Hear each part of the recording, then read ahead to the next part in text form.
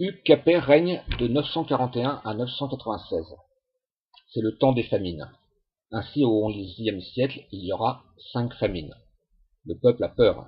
Il se tourne vers l'Église qui, du coup, renforce son pouvoir.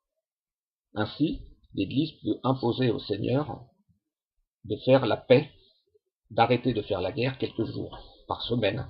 C'est ce qu'on appelle la trêve de Dieu. La puissance de l'Église se manifeste par le fait que le pays se couvre d'églises.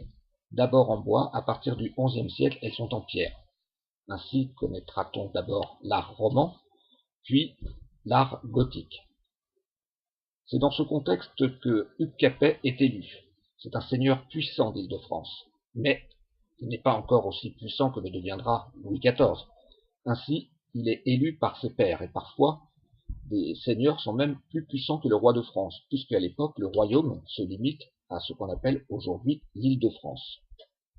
Une autre caractéristique du règne de Hugues Capet, c'est que, avant que son fils meure, il va lui transmettre la couronne. C'est ce qu'on appelle la loi salique.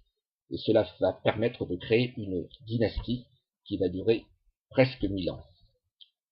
Voilà, s'agissant d'Hugues Capet.